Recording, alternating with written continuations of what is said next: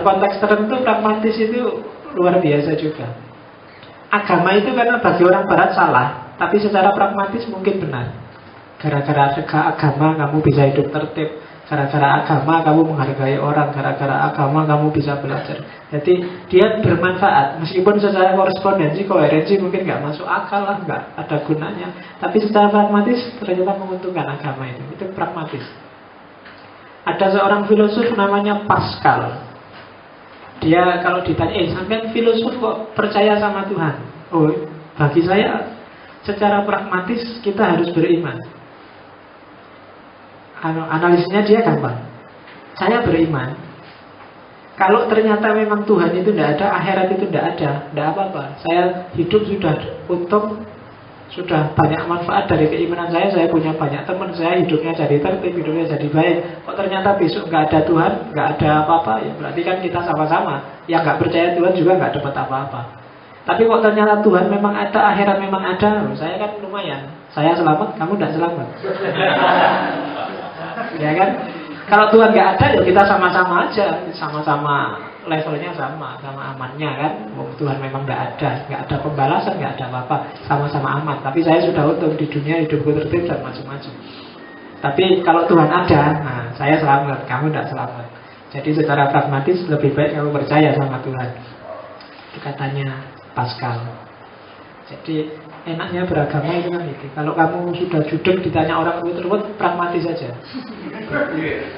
Yang penting kan untung Pak, yang penting kan enak Pak, yang penting kan nyaman Pak. Itu jawaban-jawaban pragmatis. Jadi kok maunya sih kamu bela-belain lihat bola loh, itu kan demi kepuasan Pak. Yang penting nyaman Pak, yang penting itu biasanya jawaban pragmatis. Kalau ditanya apa sih dasarnya kamu bela-bela Barcelona itu? Dia kalau juara juga kamu nggak dapat apa-apa. Kalau kalah kamu ikut mangkel, kalau menang kamu ikut seneng-seneng. Loh kan yang penting seneng Pak, itulah seninya. Itu biasanya jawaban pragmatis. Jadi pokoknya ketika kamu susah berargumen, jawablah secara pragmatis. Biasanya orang pragmatis jawaban paling sering saya dengar adalah suka-suka gue dong. Kok kamu usil? Saya seneng kok.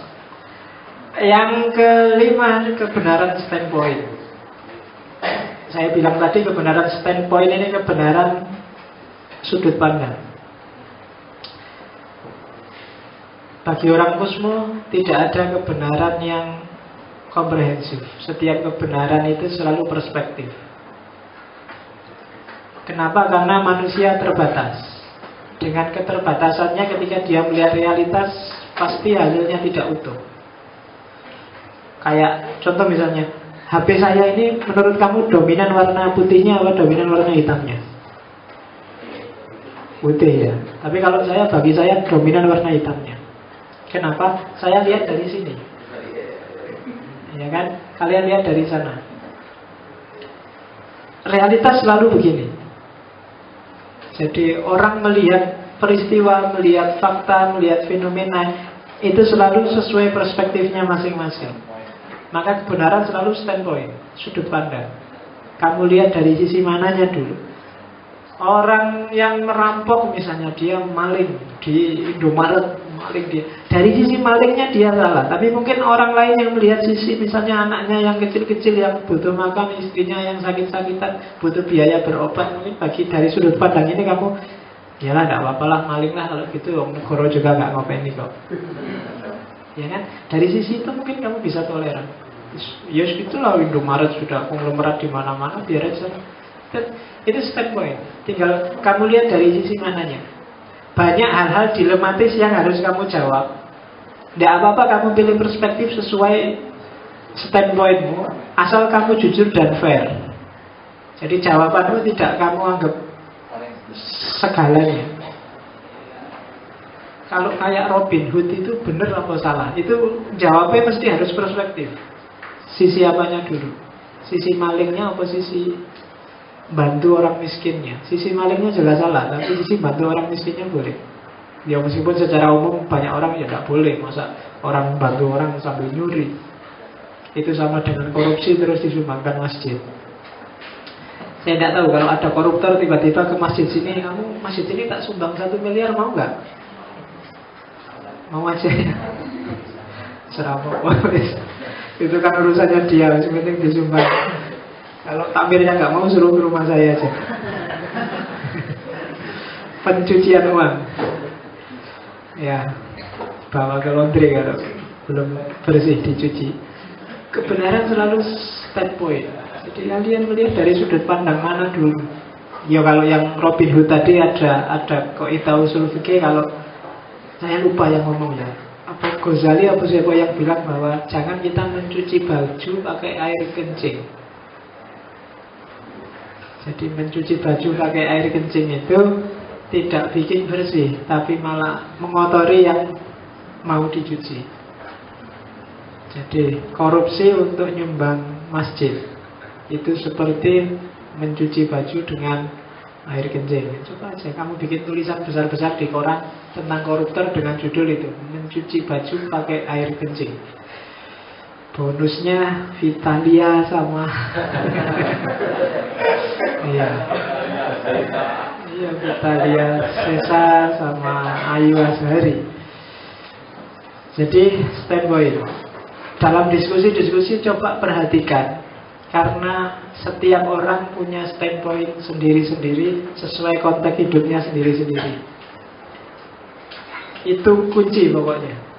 Orang sering ngayal-ngayalan karena sebenarnya cuma beda sudut pandang, beda standpoint. Perhatikan aja, kadang-kadang orang, oh pantas dia berpikir begitu karena cara berpikirnya begitu. Oh pantas Ahmad dia menganggap bahwa mungkin ada nabi karena dia mengartikan kata-kata khotam dalam Al-Quran itu tidak sebagai akhir tapi sebagai penghulu, puncaknya para nabi. Kalau sudah puncak kan nggak ada nabi lagi, tapi ada nabi lagi tapi tidak puncak. Itu tafsir orang Ahmadiyah. Jadi dengan ini kamu nggak terlalu marah lah meskipun nggak setuju. Jadi ada perspektif-perspektif, setiap orang melihat dari sisi dianya sendiri. Yang Jabariyah setuju Jabariyah, yang Qadariyah setuju Qadariyah, yang NU, yang Muhammadiyah, dia melihat angle-nya sendiri dengan kacamatanya sendiri. Yang Wahabi menuduh NU itu melakukan hal-hal yang bid'ah, sementara yang NU merasa dirinya melakukan hal-hal yang sunnah. Sunnah dibid'ahkan, bid'ah disunahkan. Itu debatnya dua orang itu sebenarnya mungkin hanya cuma beda angle, beda standpoint. Sekali-sekali kamu bikin tesis itu, kemudian garaplah perdebatan besar antara misalnya fundamentalisme dan liberalisme. Jangan-jangan itu memang beda sudut pandang. Yang satu mencomot ayat-ayat liberal, yang satu mencomot ayat-ayat fundamental. Jabariyah sama Qadariyah itu sama-sama punya dalil Al-Quran. Yang Jabariyah mungkin dalilnya wama romaita idromaita, sementara yang Qadariyah bilang innallaha la yughayyiru ma biqawmin. Ya semoga dalil, tinggal dalil kamu pilih yang mana. Al-Quran itu memang isinya hal-hal yang umum general. Spesifik peristiwanya kamu tinggal menyesuaikan. Kayak saya bilang kemarin kan, yang punya pacar pakai dalil waj'alnakum su'uba wa qabaila li ta'arafu. Nanti yang enggak punya pacar dalilnya wala taqrabus zina.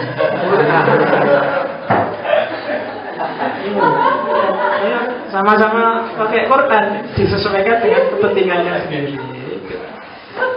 Oke, itu kebenaran proporsional. Ini kemudian secara ontologis, ini ngomong objektivitas.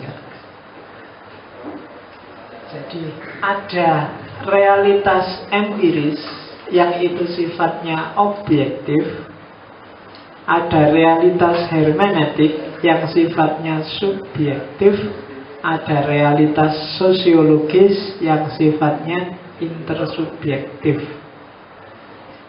Jadi ini ngomong tentang kebenaran ontologis. Jadi secara ontologis, dunia empiris, dunia nyata itu sifat kebenarannya adalah objektif. Siapapun dimanapun akan punya pendapat yang sama. Itu namanya objektif. Tidak akan beda. Beda sama hermeneutik, dunia penghayatan. Beda sama sosiologis, dunia hidup bersama. Dunia empiris, ilmu-ilmu IPA itu objektif. Saya nggak tahu, banyak sekarang orang berpandangan bahwa nggak ada objektivitas, itu nggak ada. Semua hal itu relatif. Ada. Yang empiris, yang faktual itu objektif. Misalnya kamu tak tanya, contoh yang empiris, tembok ini warnanya apa? Hijau. Kamu tanya orang Amerika juga bilang hijau. Kamu tanya orang Yahudi juga bilang hijau. PKI yang komunis juga akan bilang hijau. Iya, yang tidak bilang hijau paling orang yang buta warna. Iya, biru. Iya, ada Madura minded itu, ngarang hijau jadi biru.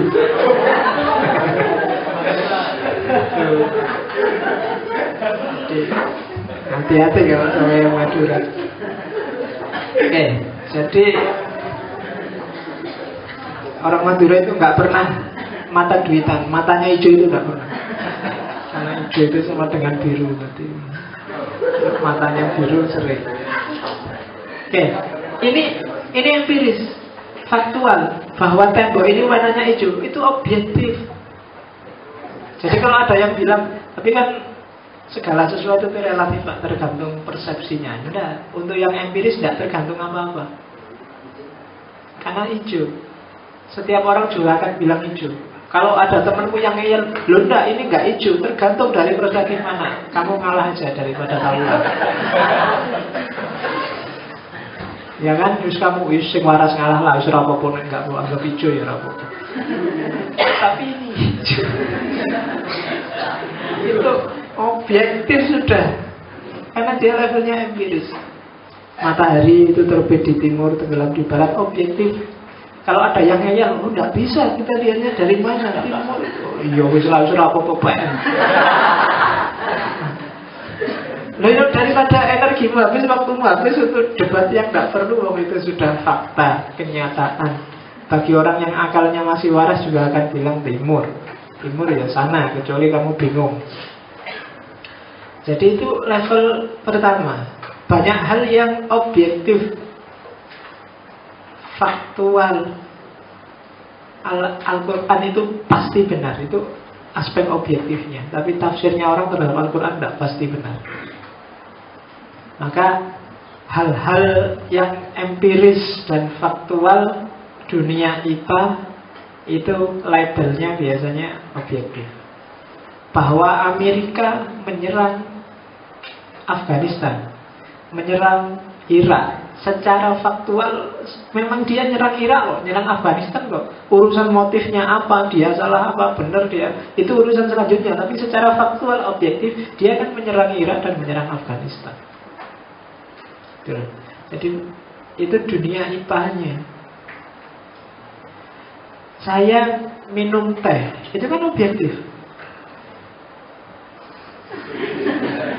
Ya kan? Kamu tanya orang Amerika juga bilang saya minum. Nggak ada yang bilang, lo sedang ketawa, apa sedang duduk, apa enggak, minum. Dan minum itu faktanya objektif. Bahwa minum ini cuma ngasih contoh apa karena memang haus, apa karena itu urusanku. Sudah di luar fakta, sudah tidak objektif lagi. Itu sudah masuk dunia kedua. Kedua namanya dunia hermeneutik. Motifku apa sih minum? Tujuanku apa sih saya minum tadi? Ya, itu sudah subjektif, sudah. Penghayatan, penafsiran masing-masing orang sudah beda. Oh, minum itu cuma ngasih contoh tadi. Oh, minum itu karena memang haus. Oh, minum itu karena memang menggeragas bolak-balik minum. Iya kan? Tafsirmu sudah bolak-balik minum. Barusan minum sudah minum lagi. Itu secara hermeneutik subjektif sudah. Tafsirmu sudah subjektif. Faktanya adalah bahwa tembok ini hijau. Tapi penghayatanmu terhadap warna hijau, apakah hijau ini indah apa enggak, bagus apa enggak, itu sudah tergantung masing-masing kepala. Kalau saya tarik lebih jauh, hijau ini kayak warnanya NU ya, hijau. Harusnya biru lah Muhammadiyah, atau harusnya merah lah PDI. Merah jadi PDI, hijau jadi NU, biru jadi Muhammadiyah. Itu kan sudah penghayatan subjektivitas masing-masing kepala. Hijau ya hijau, merah ya merah. Tapi kan merah terus, wah PDI. Kalau kotak-kotak mesti Jokowi. Ya kan? Penghayatan. Merah putih itu merah berarti berani, putih berarti suci. Merahnya sama, tapi kalau di pinggir jalan lampu merah berarti berhenti. Ya kan? Kalau kebalik kamu gawat. Lampu merah, merah berarti berani. Ciloko kan. Ya kan itu kan penghayatan subjektifnya. Atau Indonesia. Kenapa kok Indonesia tidak maju-maju? Karena benderanya warna merah, Pak. Merah itu berarti berhenti.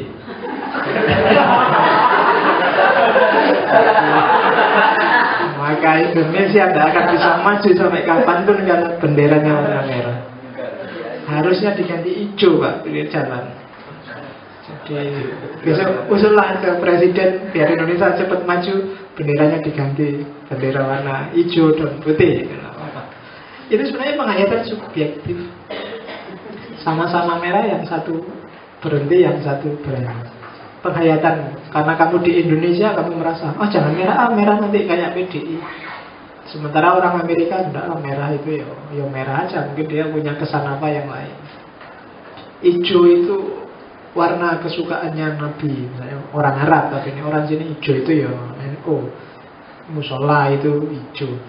Atau biru itu Muhammadiyah, itu jangan biru. Tapi yang politik biru itu bukan Muhammadiyah, Demokrat. Atau itu tergantung penghayatan individualmu sehari-hari. Gitu. Kesan pemahaman yang subjektif itu kan sudah tergantung isi kepalamu masing-masing. Itu penghayatan. Faktanya adalah orang yang pakai rok mini. Ayo, komentarmu apa masing-masing? Ya kan? Macam-macam sudah. Ada yang astagfirullah, ada yang subhanallah, ada yang alhamdulillah, ada yang innalillahi, ada yang itu kan macam-macam. Yang astagfirullah istighfar, masya Allah kok bisa gitu ya. Ada yang alhamdulillah, kapan lagi bisa lihat. Ya kan? Ada yang subhanallah, Allah itu memang maha indah. Cuma lihat orang pakai rok ini, kamu kan sudah berzikir terus astagfirullah istighfar kan? Pahalanya besar dia, mendorong orang untuk berzikir. Jadi ya itu penghayatan individual. Dunia yang level kedua ini, ada yang istighfar, ada yang maki-maki, ada itu sudah dunia subjektif. Tapi fakta objektifnya adalah perempuan pakai rok mini. Itu objektif. Setiap orang juga akan mendeskripsikannya secara sama. Ada perempuan pakai rok mini. Cuma kemudian kamu anggap sopan, tidak islami, melanggar syariat, macam-macam. Itu sudah definisi subjektif, tergantung masing-masing kepala. Mungkin dulu kamu masih lugu, baru datang dari pondok, dari kampung, begitu masuk Jogja, naik bis kota, lihat orang pakai rok mini, astagfirullah, astagfirullah. Sekarang sudah semester 4 ke atas begitu, alhamdulillah. Wiritannya sudah berubah sekarang kan, berarti zikirnya itu sudah ganti. Itu kalau kamu tanya, loh, yang benar terus yang mana, Pak? Penghayatan individualmu yang menentukan. Jadi iya, subjektif, penghayatan subjektifmu masing-masing. Karena ada dunia yang ketiga, dunia sosiologis. Kebenarannya adalah kebenaran intersubjektif. Jadi masing-masing subjek saling sepakat. Jadi intersubjektif itu sebenarnya subjektif dia, penghayatan individual seseorang. Cuma ternyata orang yang lain juga menghayati hal yang sama, kemudian menyepakati bahwa itulah yang benar. Jadi kebenaran yang sifatnya konvensional, kesepakatan. Dia tidak benar secara hakiki, faktual atau penghayatan masing, tapi penghayatan bersama. Misalnya apa ya, kalau di daerah-daerah sini tempatnya anak-anak kos itu biasanya Pak RT-nya bikin aturan bahwa apel paling lambat pulang jam 9 di sini ya. Kasihan kamu ya, jam 9 masih sore. Keputusannya Pak RT bahwa apel jam 9 itu namanya kebenarannya intersubjektif, kesepakatan bersama orang yang tinggal di situ. Kamu nggak akan nemu dalilnya. Pak RT saya nggak mau. Dalilnya apa itu? Ayat berapa yang bilang? Undang-undang di mana bilang bahwa ABCPS? Nggak ada. Tapi itu kebenarannya konvensional. Disepakati di situ. Kalau kamu nggak mau sampai jam 9, jangan ada di situ. Karena kesepakatan di situ jam 9. Jadi kamu nggak bisa nuntut Pak RT-nya. Jadi itu contoh kebenaran intersubjektif namanya. Benar salahnya sepakat. Indonesia pakai lambang burung Garuda itu sebenarnya kesepakatan. Ya meskipun bukan kesepakatan orang se-Indonesia lah, kesepakatan para pendiri bangsa. Tapi ini kebenarannya sifatnya konvensional. Kamu cari dalilnya, kamu cari dasarnya juga. Kayak sekarang ada beberapa kelompok yang ingin menggugat Pancasila. Itu orang-orang yang tidak apa-apa digugat. Asal dia bisa mengalahkan intersubjektivitas lama, maka dia akan sukses. Tapi kalau enggak, ya enggak. Kesepakatan intersubjektif semakin besar orang yang sepakat, derajat benarnya semakin tinggi. Tapi kalau semakin sedikit orang sepakat, itu validitasnya semakin rendah. Itu dunia sosiologis. Dan itu tidak benar secara hakiki. Kadang-kadang barang keliru pun kalau disepakati jadi benar di dunia sosiologis. Oh iya. Jadi misalnya kamu sepakat, apalah yang misalnya orang di Indonesia ini sepakat bahwa seks bebas itu boleh asal tidak saling menyakiti misalnya. Disepakati begitu, maka akan jalan. Dianggap benar gitu. Jadi intersubjektif itu, demokrasi itu kan gitu. Demokrasi itu kan sebenarnya intersubjektivitas. Di antara kelemahan demokrasi adalah kalau orang-orangnya nggak cerdas, kemudian menyepakati barang yang nggak bagus, ya yang nggak bagus ini akan jalan. Makanya nanti kalau belajar seorang filosof namanya Habermas, dunia sosial itu tidak boleh berhenti di dunia sosial, harus ada tambahannya, sosial kritis. Nanti kalau ada waktu kita masuk ke situ. Tapi sampai di sini kamu pahami dulu bahwa di level sosial itu ada kebenaran namanya kebenaran intersubjektif. Jadi, maka besok kalau diskusi mencari kebenaran, perhatikan dulu ini dunia faktual yang subjektif atau pemahaman individu, dunia faktual yang objektif atau pemahaman individual yang subjektif, atau sebenarnya ini membahas konvensi-konvensi. Kalau yang objektif mungkin nggak bisa kamu ganggu-gugat, itu objektif. Tapi yang subjektif menuju intersubjektif ini bisa kamu bahas. Ini enaknya gimana? Subjektif itu kan gitu. Subjektivitas tambah subjektivitas kan melahirkan intersubjektivitas. Kamu punya kamar berdua sama temanmu di kos-kosan, itu kan harus menata intersubjektivitas. Kalau enggak bisa kacau.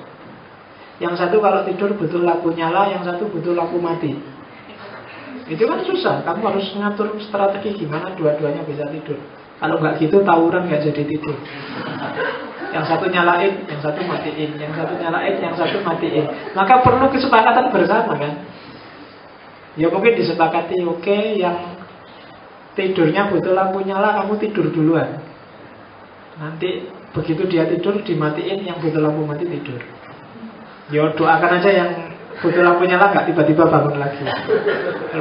Nah, kesepakatan kayak gitu, itu namanya kebenarannya intersubjektif. Gitu. Kita sepakati, kita ngajinya Rabu malam Kamis. Itu dasarnya apa Pak? Dalilnya apa? Kira-kira rujukannya kitab nomor berapa? Nah, itu disepakati, kita sepakat bersama, selesai. Kenapa? Karena ini levelnya intersubjektif. Kalau kamu tanya, kenapa sih kok kita pakai ideologi Pancasila? Kan lebih banyak ideologi-ideologi yang lebih bagus. Loh itu kan, itu kan diskusinya terus bisa panjang lebar. Itu kepribadian bangsa itu kok bisa panjang. Tapi intinya cuma satu sebenarnya. Dia disepakati oleh orang Indonesia. Mungkin yang Islam lebih bagus, khilafah lebih bagus, mungkin model Amerika yang agak liberal lebih bagus secara rasional. Tapi yang disepakati kita yang Pancasila ini loh. Apa nggak bisa diganti? Bisa aja, lakukan aja proses-proses sosial yang bisa disepakati banyak orang, meskipun tidak gampang. Ya kan? Itu kebenaran intersubjektif. Terus kebenaran epistemologis. Itu ada dua sebenarnya, ilmiah dan non-ilmiah. Kebenaran ilmiah ya kalian sudah ngerti lah. Kebenaran ilmiah itu kebenaran rasional, empiris. Itu yang disebut kebenaran positif. Jadi segala hal yang rasional dan empiris itu namanya kebenaran ilmiah. Ada lagi kebenaran non ilmiah, tapi dia juga kebenaran. Hasilnya bisa mencapai kebenaran selain pakai rasio dan empiris. Yang pertama adalah kebenaran a priori. Jadi tidak pakai empiris tapi reka-rekanya akal. Itu kebenaran a priori namanya. Pokoknya menurut saya yang paling baik adalah kuliah di UIN. Nah itu a priori namanya. Tidak perlu pembuktian faktual. Karena UIN itu Islam dan Islam itu adalah agama yang diridhoi Allah, maka kuliah yang diridhoi satu-satunya. Jadi kalau kamu di UGM tidak diridhoi oleh Allah. Nah misalnya, itu namanya argumen a priori. Bisa kok nyampe pada kebenaran. Reka-rekanya akal. Karena akal juga kan salah satu wahyu yang dibekalkan oleh Allah pada kita, itu wahyu rasional. Tapi kalau berdasarkan akal saja, tidak ada bukti positifnya, itu namanya kebenaran a priori. Dari akal ke akal. Kebenaran yang akal-akalan. Tidak pasti hasilnya jelek. Kadang-kadang juga pas, benar. Kalau Presiden Indonesia itu adalah orang yang sangat cerdas kayak Habibie, tapi sangat peduli sosial kayak Ahmad Dahlan, dan dia juga sangat peduli orang kecil kayak Hasyim Asyari, dia juga sangat alim kayak semuanya sangat, maka Indonesia susah. Itu kan iyalah, tapi apa ya ada orang gitu. Tapi secara a priori kamu benar. Kalau Indonesia ini dipimpin oleh khalifah, kita pakai syariat Islam yang begini begitu dan seterusnya, Indonesia akan maju. Itu kan karena belum ada faktanya tentang khilafah, maka pikiran-pikiran itu namanya kebenaran a priori. Nggak mesti salah, cuma belum ada faktanya, itu aja kekurangannya. Kita belum bisa membuktikan benar salahnya. Yang kedua, prejudice, prasangka. Dulu kita pakai bahasa zon. Zon itu anggapan. Tidak mesti keliru anggapan itu. Banyak zon yang benar. Betul.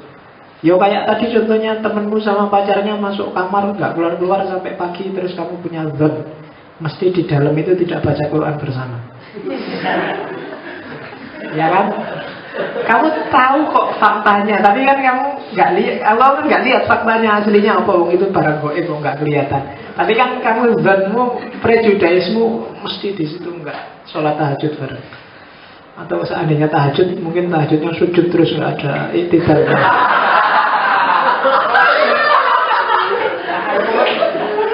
Nah kan berarti ya sujud. Ya, ada pokoknya isinya sujud terus sujud sahwi. Jadi zanmu itu, zan itu tidak mesti salah. Kalkulasi rasional itu kan juga zan namanya. Oke, yang ketiga intuitif. Saya nggak perlu jelaskan lagi bagaimana intuisi jadi salah satu sumber pengetahuan. Kalau dia jadi salah satu sumber pengetahuan, berarti dia juga punya potensi untuk menemukan kebenaran. Kemarin sudah saya jelaskan bagaimana wahyu, ilham, dan kawan-kawan itu bisa jadi alat untuk menemukan kebenaran. Yang keempat adalah trial and error, kebenaran yang coba-coba. Ini sebenarnya agak bau a priori, cuma trial and error ini coba-coba. Kalau bahasa Indonesia namanya eksperimen, tidak cuma pakai akal, dijajal. Jadi percobaan itu ya untuk ngetes, oh ini bagus apa enggak, itu bagus apa enggak. Kalau komposisinya gini deh, ini teh ini dikasih gula, coba sekali-sekali dikasih tambahin garam dikit, mungkin sedap. Kalau orang tambah kecap lagi dikit, kalau sudah banyak terus baru dibuang di luar. Misalnya, itu trial and error, coba-coba, ya kan? Tapi jangan jangan kayak iklan iklan obat minyak kayu putih itu, bikin anak kok coba-coba. Buat anak kok coba-coba. Jadi nggak boleh trial and error. Kayak khutbah Jumat di UIN pas kapan itu, jadi katanya khotibnya, kalau cari istri jangan cuma lihat luarnya, lihat juga dalamnya. Gawat ini kalau dipraktekkan oleh anak-anak iso kacau ini. Saya nggak percaya di luar, ayo dilihat dalamnya. Nggak boleh ya. Ya mungkin maksudnya khotibnya orang ngono, cuma karena pikiran kita kan sudah. Kalau ada lo melihat juga dalamnya itu bayanganmu, wah berarti harus dibuka dong, nggak mesti kamu gitu. Trial and error, coba-coba. Jangan coba-coba loh ya kalau pacaran. Jangan pakai metode trial and error. Itu nanti bisa gawat. Analoginya jangan analogi beli mobil. Kalau beli mobil kan harus test drive, tapi kalau itu nggak boleh. Ya. Daripada salah beli kan harus nggak bisa. Itu urusannya bukan urusan anunya. Jadi yang keempat, trial and error itu salah satu metode juga. Kadang-kadang juru masak koki itu kan biasanya metodenya trial and error. Coba digabung sama ini, itu metode. Kadang-kadang ketemu kebenaran juga. Yang terakhir otoritas. Agama itu otoritas. Ada yang kamu percaya sebagai agen kebenaran dan dia kamu percayai. Entah itu buku, entah itu orang, entah itu lembaga. Itu kebenaran epistemologis. Basisnya otoritas agama. Yang terakhir kebenaran semantik. Ini sebenarnya panjang, cuma saya ringkas jadi 3. Yang filsafat bahasa. Jadi kebenaran semantik itu kebenaran di aspek bahasanya. Ada kebenaran tekstual gramatikal, ada kebenaran kontekstual simbolik, ada kebenaran tautologis. Tekstual gramatikal itu kebenaran sesuai bunyi kalimat. Tidak ada hubungannya dengan faktanya. Pokoknya bunyi kalimatnya sudah pas, ya berarti dia benar. Kalau dalam agama ya kan nanti ada kelompok tertentu yang patokannya pokoknya bunyi kalimat, bunyi kata. Katanya bilang itu berarti itu yang benar. Tidak dilihat konteksnya. Jadi kebenaran yang dasarnya cuma gramatikal. Dan itu kadang-kadang menjebak. Karena banyak kalimat yang kalau dipahami letterlek ini bisa berarti bahaya. Ya apa ya? Contoh yang kalau kamu pahami secara letterlek itu bisa kacau. Karena kebanyakan kalimat itu tidak cuma aspek kata-katanya, tapi dibalik kata-kata yang bermain. Nanti sekalian contohnya sama kebalikannya konteks. Yang kontekstual itu yang simbolik. Simbolik itu diartikan no smoking. Saya tadi kemarin ada diskusi orang pakai syariat yang membahas rokok itu. No smoking. Kenapa sih kok orang NU banyak merokok? Karena di mana-mana dianjurkan. Karena kan dulu NU itu kan bukan NU gitu, tapi Nahdlatul Ulama. Jadi kemana-mana dianjurkan orang NU smoking. Smoking. Jadi makanya orang NU terus banyak. Kalimatnya sama no smoking, tapi kan dibalik itu simbol. Oke. Jadi yang NU harus ngerokok karena NU smoking.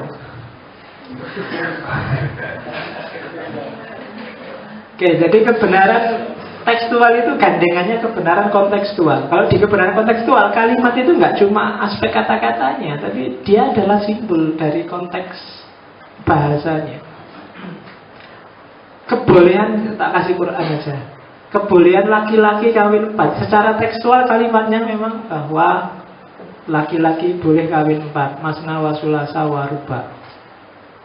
Meskipun itu tafsir bahasanya kan, mungkin yang subur itu pinter tafsir. Jadi dia menafsirkan masna wa sulasa wa ruba itu 9. Iya kan? Masna itu 2, sulasa itu 3, ruba itu 4. 2, 3, 4, 9.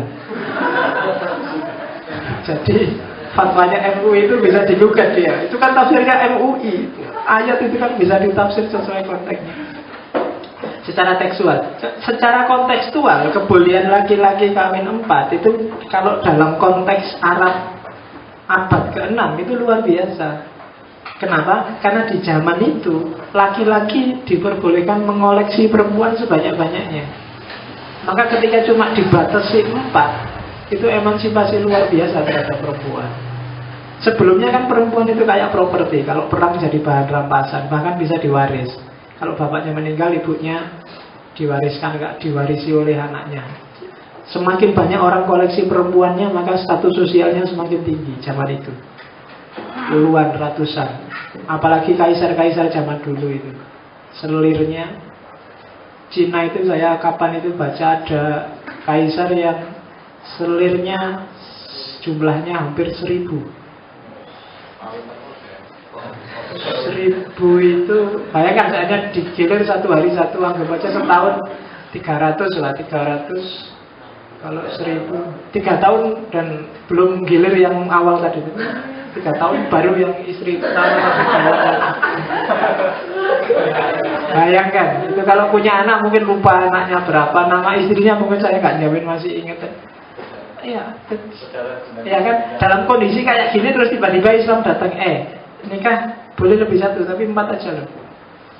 Itu konteks itu adalah konteks emansipasi wanita yang luar biasa zaman itu, secara kontekstual. Maka kalau orang ingin nikah 2, 3, 4, perhatikan aspek emansipasinya. Itu membaca secara kontekstual gitu. Kalau tekstual saja, pokoknya Quran kan sudah bilang boleh kawin 4, kok kamu melarang-larang. Masalahnya bukan kawin 4-nya, karena ini konteksnya apa dulu gitu. Itu contoh kebenaran semantik yang aspek tekstual dan kontekstual.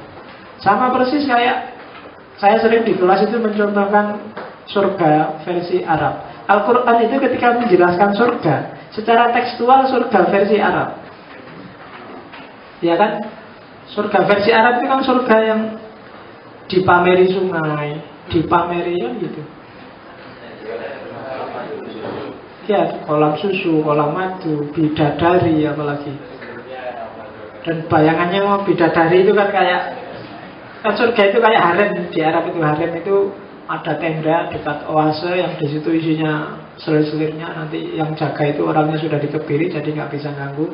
Dan situ perempuan banyak, sak karepe dhewe dia milih yang mana jalan. Itu surga versi Arab. Mungkin kamu nggak tertarik dengan surga yang kayak gitu. Kamu pengennya versi sini lah Pak, mungkin koyo hotel bintang 5 gitu aja sudah. Misalnya bayanganmu gitu. Nggak harus buat apa kolam madu, kolam susu. Saya nggak seneng susu. Misalnya. Loh ya kan, saya lupa bilang ke panitia saya nggak suka susu. Alhamdulillah sekarang nggak dikasih. Kemarin dikasih susu besar sekali di sini. Nggak saya minum karena aku rasa seneng susu yang itu.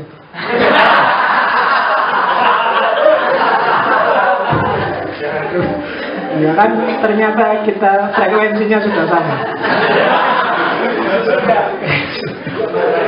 Oke, yang terakhir pahamlah yang dua. Yang terakhir kebenaran tautologis.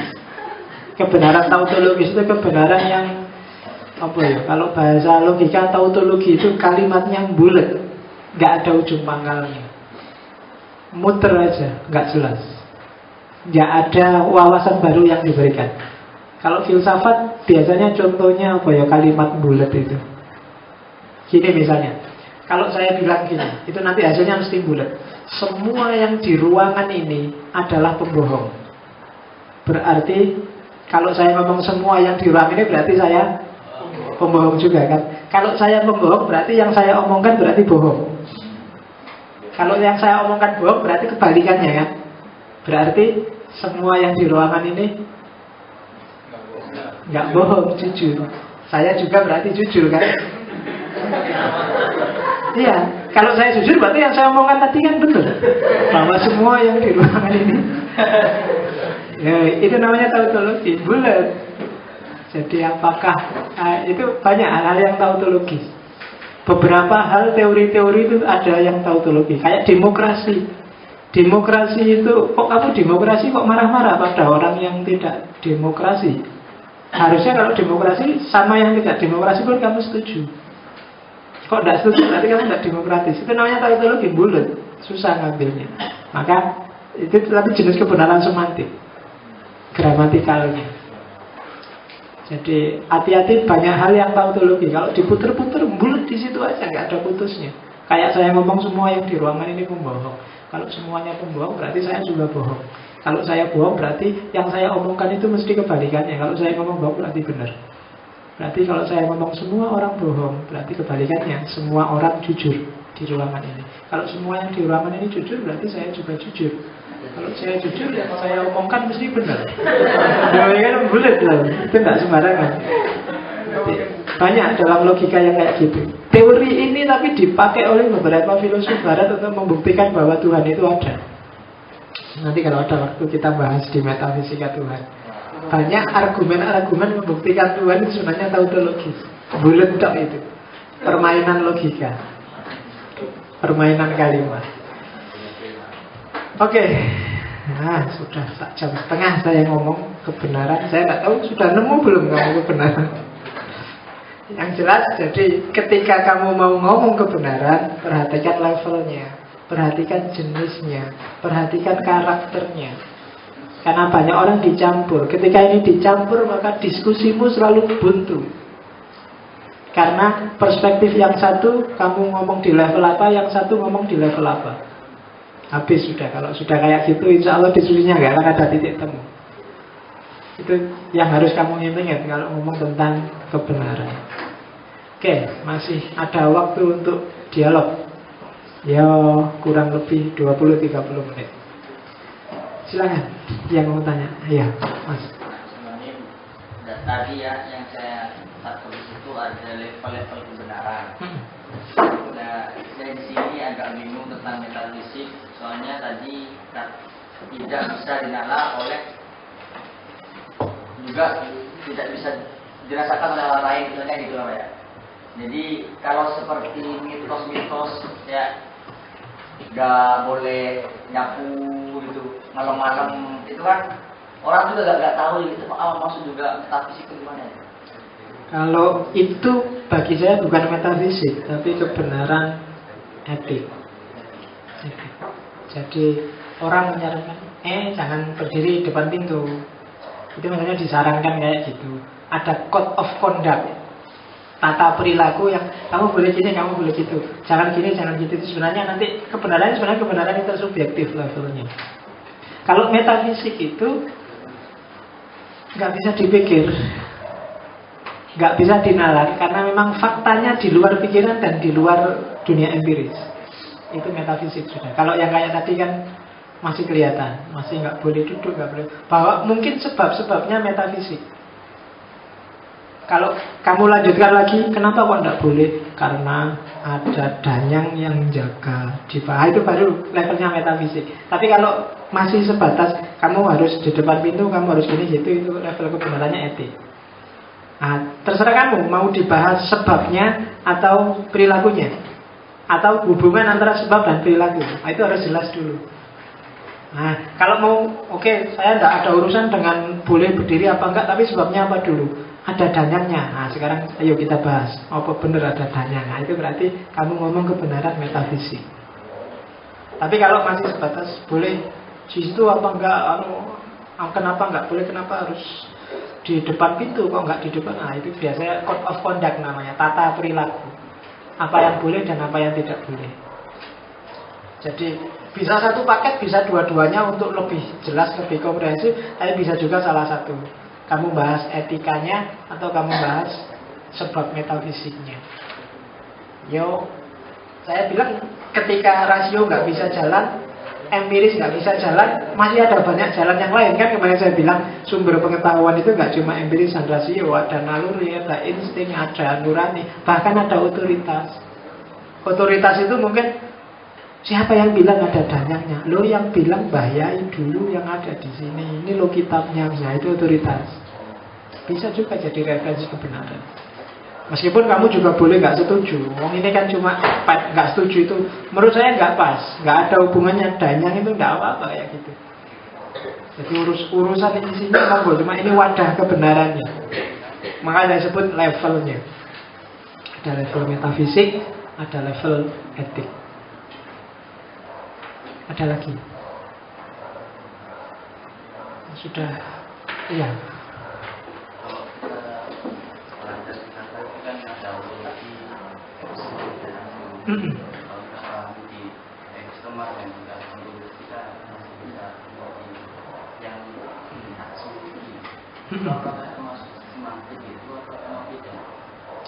Aksiologi itu etik. Aksiologi itu isinya dua, etika, estetika. Kalau etika kebenarannya intersubjektif, estetika kebenarannya sebenarnya subjektif yang susah dikembangkan jadi intersubjektif. Etika itu sangat cair, nggak bisa dimasukkan di sini. Kenapa nggak saya masukkan di sini? Susah sekali memasukkan etika ke level kebenaran, karena secara value, secara nilai dia bukan kebenaran. Dia ngomong tentang indah dan tidak indah, pantas dan tidak pantas, dan kategorinya sangat cair estetika itu. Orang tidak bisa disalahkan sama sekali kalau dia suka lagu dangdut, sementara tetangganya suka lagu rock. Kamu suka baju kotak-kotak, yang satu suka baju bulat-bulat. Itu estetika. Dan biaya, kamu kok pakai baju kotak-kotak toh? Kan harusnya pakai baju bulat-bulat. Nah itu susah. Kamu membahas estetika di level kebenaran susah. Estetika itu gaya masing-masing orang, itu estetik. Jadi aksiologi biasanya yang lebih dibahas adalah etikanya, bukan estetikanya. Nanti kita bahas dua-duanya.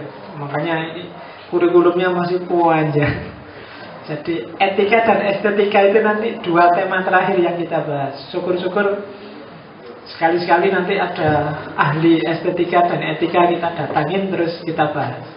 Kita suruh ngomong di sini apa itu estetika.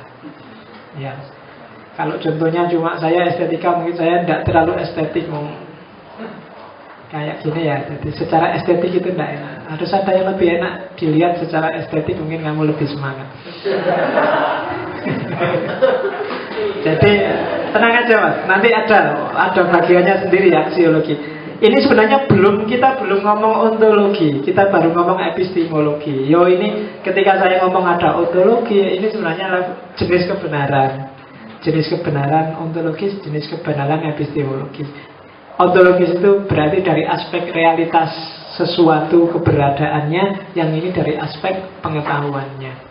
Ada jenis kebenaran ilmiah, non ilmiah. Dari sisi keberadaan, dari sisi realitas ada jenis kebenaran objektif, subjektif, intersubjektif. Dari kenyataan kebenarannya. Jadi ini belum masuk ke bagian filsafat yang namanya etika. Bahkan belum masuk ke filsafat yang namanya ontologi. Ini ontologi untuk menyebut jenis kebenaran, bukan membahas ontologi sebagai filsafat ada dalam filsafat.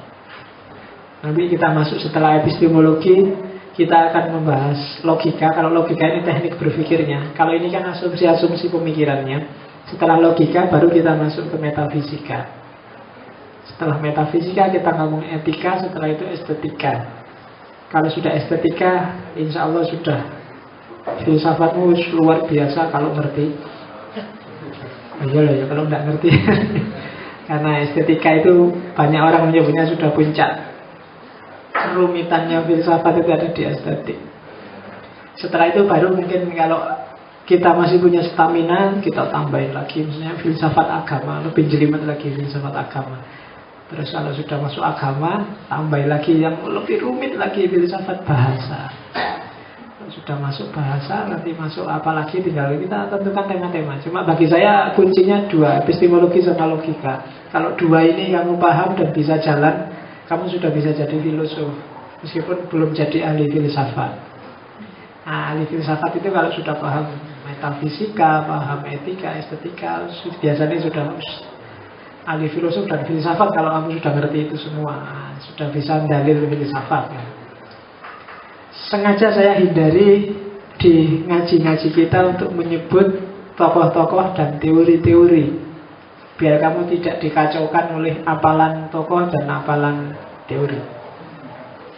Ini yang saya paparkan di sini itu yo pikirannya para tokoh filosof beberapa, tak comot, kadang ngambil Ghazali, kadang ngambil Bertrand Russell, kadang ngambil Wittgenstein, kadang ngambil dari hermeneutik, tak mix jadi satu yang kira-kira relevan untuk konteks kita.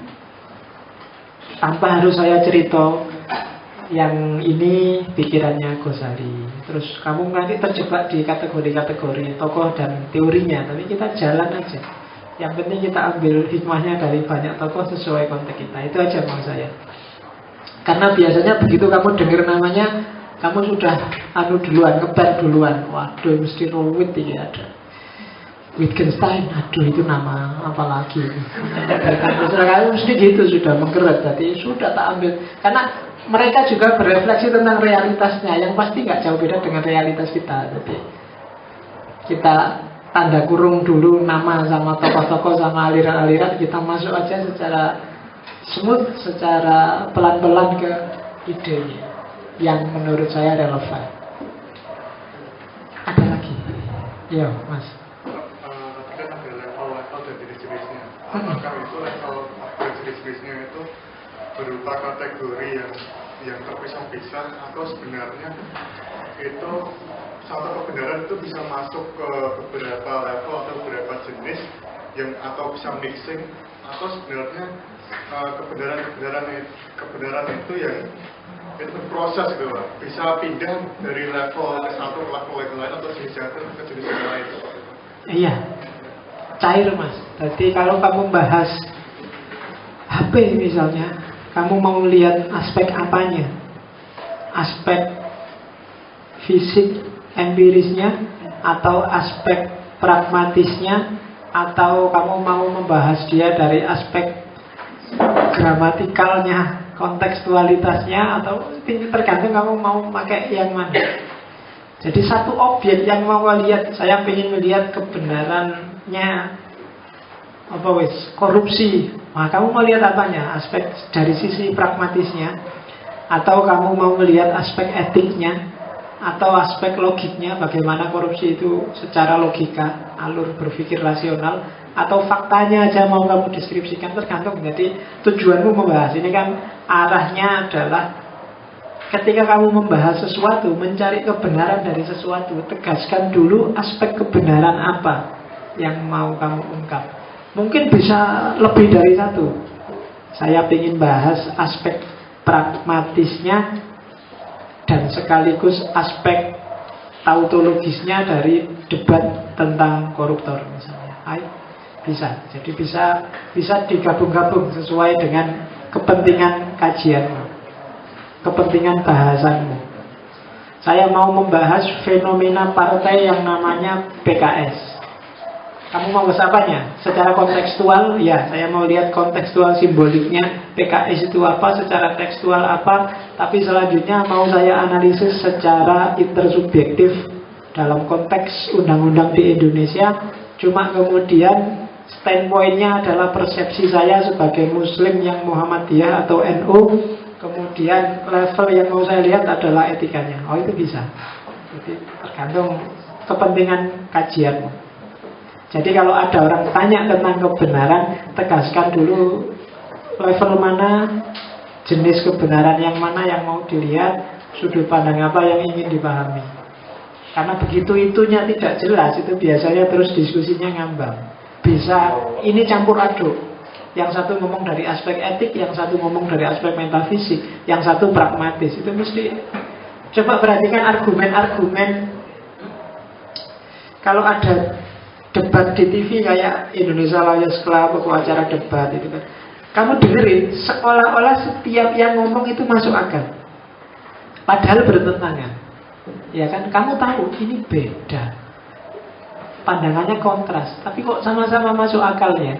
Itu jangan-jangan beda level. Yang satu ngomongnya di level pragmatis, yang satu ngomong aspek koherensinya, yang satu ngomong aspek korespondensinya. Itu yang bikin kemudian, oh ini memang beda level. Jadi cari kesimpulannya juga susah, karena relnya juga beda-beda. Jadi seolah-olah semua benar, sehingga akhirnya terus tawuran. Nah, kalau ada moderator hebat, dia bisa, oh sampean ngomongnya di level etik ini, padahal sejak tadi kita ngomong koherensinya dengan undang-undang. Ya mesti sampean sudah keluar frame. Terus itu kalau ada moderator bisa gitu, jago. Meskipun tidak gampang kemampuan kayak gitu. Saya juga tidak berani disuruh jadi moderatornya ILC. Lagian ya sopo harap nyuruh. Oke, ada lagi ya Mas. Saya kira setiap agama memandang Tuhan itu benar, tetapi empiris. Itu kenapa? Bagaimana? Kalau tidak empiris, kebenarannya pasti kebenaran metafisik. Kalau itu kebenaran metafisik, biasanya pembuktian empiris dan pembuktian rasional tidak berdaya. Saya berani membantah, karena saya sering ngajar mata kuliah filsafat agama. Semua argumen rasional tentang Tuhan yang jumlahnya 8 itu semua punya kelemahan. Karena memang Tuhan bukan objek rasio. Karena dia objek otoritas untuk dipercaya atau tidak dipercaya. Itu jawaban paling masuk akal sejauh saya bahas Tuhan. Immanuel Kant juga menyimpulkan begitu. Katanya Immanuel Kant, sudahlah kamu capek kalau bahas Tuhan secara rasional, karena ranahnya beda. Kasih aja ruang dalam dirimu untuk Tuhan. Itu bahasanya Immanuel Kant.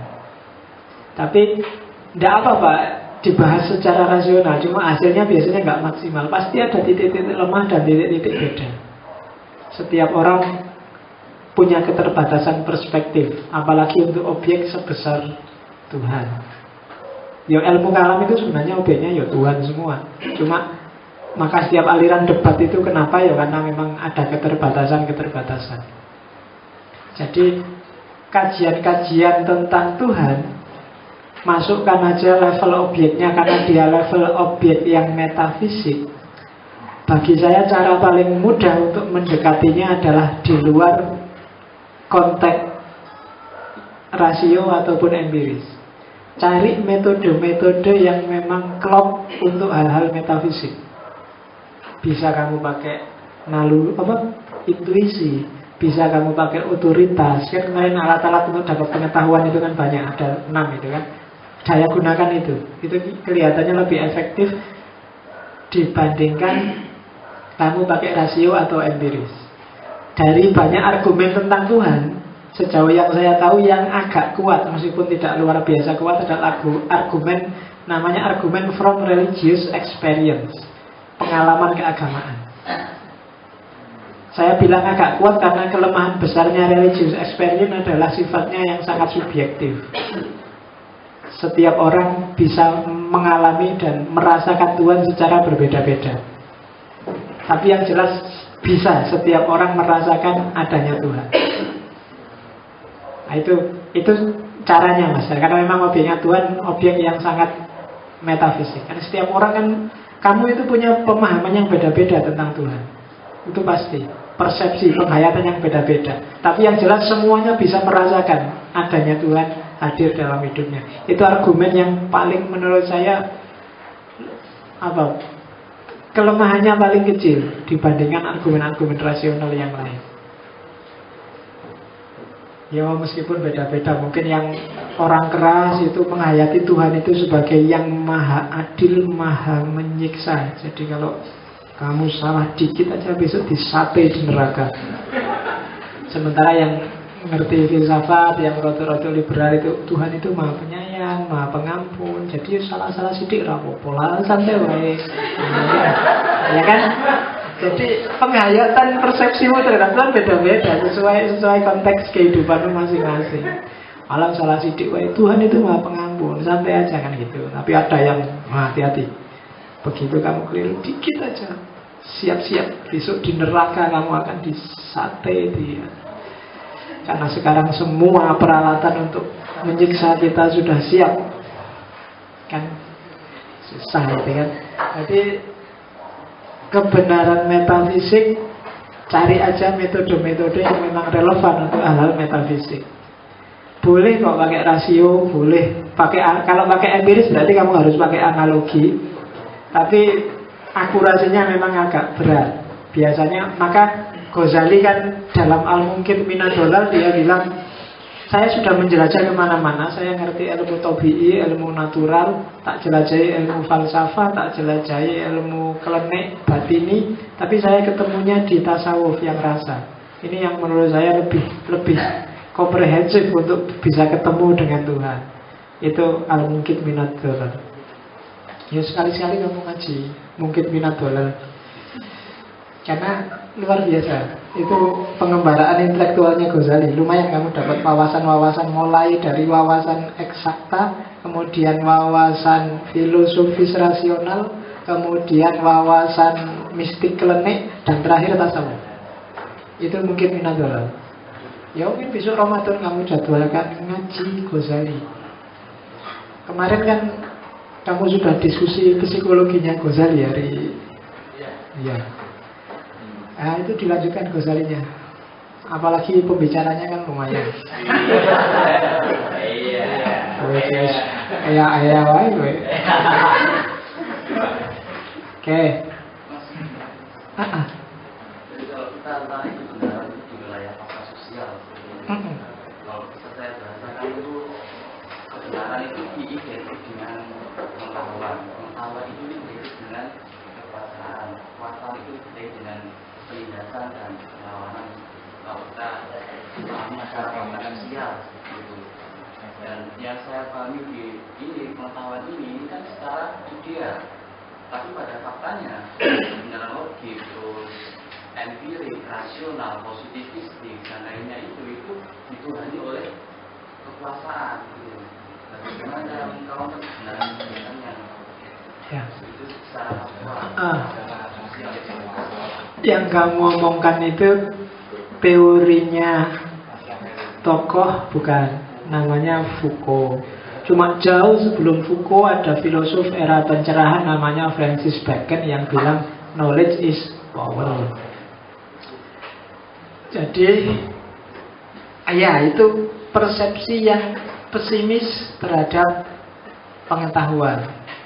Karena memang dalam faktanya, meskipun tidak selalu konotasinya negatif, tidak selalu harus jadi penindasan. Orang yang pintar itu dia akan mendominasi orang yang bodoh. Itu fakta. Kamu tidak ngerti filsafat sejak tadi hampir 2 jam, itu namanya tak dominasi. Loh ya kan? Tak dominasi, tapi konotasinya kan tidak negatif. Gitu loh. Jadi persepsinya Foucault mungkin separuh benar, separuh salah. Separuh salah dalam arti tidak selalu didominasi, dihegemoni. Kalau itu aspek pengetahuan, itu berdampak negatif secara sosial. Bayanganmu kan kalau ada kata penindasan itu, wah itu mesti gawat, itu mesti ada. Tidak selalu begitu. Kamu sejak tadi tak dikte, ini namanya kata dikte. Tak dikte itu kan namanya ditindas. Saya sewenang-wenang padamu, seolah-olah saya ngerti segalanya, terus kamu manut aja. Kalau nggak manut tak salah, ya seolah-olah gitu. Tapi itu kan ini dalam konotasi beda sama itu. Kalau zaman dulu, kenapa lahir konotasi negatif dari knowledge is power? Karena zaman dulu memang Barat yang lebih canggih sainsnya, kemudian menjelajah dan akhirnya menjajah ke dunia timur, bekalnya memang sains. Ketika dia sainsnya tinggi, ya, maka otomatis daerah jajahnya dia tidak bisa apa-apa, dibodohi terus. Ya nanti kapan-kapan kita ngomong Renaissance, bagaimana cara Barat memanipulasi timur dengan sains. Yang paling contoh, paling ketara, teknologi senjata api, penemuan mesiu. Itu kan sains dimanfaatkan untuk menjajah. Timur belum ngerti teknologi mesiu, ngertinya teknologi keris, bambu runcing, jurus silat. Karena nggak ngerti itu, ya santet. Ya kan? Maka ketika kamu punya jurus silat kayak gimana pun, saya pegang senjata api, sudahlah kamu belajar puluhan tahun, saya tinggal selesai. Ya kan, kamu punya jurusnya Jackie Chan, Jet Li, peduli amat, datang ayo tembak, selesai. Meskipun kamu kita berjuang pakai bambu runcing, wah, kita taklukkan Inggris hanya dengan bambu runcing, ya tapi kan kalah. Heroiknya bagus, tapi diakui aja kalah kan? Ya karena memang kalah teknologi, kita nggak punya pengetahuan. Maka terus lahir konotasi yang negatif tentang knowledge is power. Padahal menurut saya jangan dipahami secara negatif. Pahamilah dari aspek mental, semangat bahwa kalau gitu kamu harus pinter biar tidak didominasi orang. Maka Nurholis Majid punya teori namanya teori taskhir. Manusia itu tauhidnya akan sempurna kalau dia pinter. Kalau enggak akan bisa. Sempurnanya tauhid bagi orang pinter, kalau dia pinter, maka dia menguasai banyak hal. Dia tidak akan bisa didominasi, ditindas orang, karena dia pinter. Tapi begitu kamu bodoh, kamu diapusi orang, ditindas orang, didominasi orang, kamu tidak akan bisa bertauhid, meletakkan Tuhan sebagai satu-satunya yang di atas.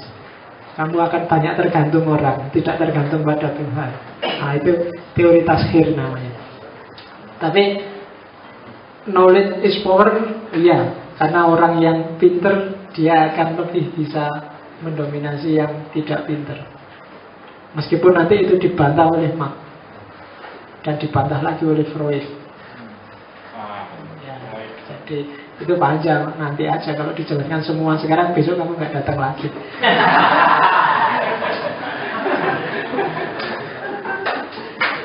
Oke, saya kira sudah ya, kamu sudah mabuk dengan kebenaran malam ini.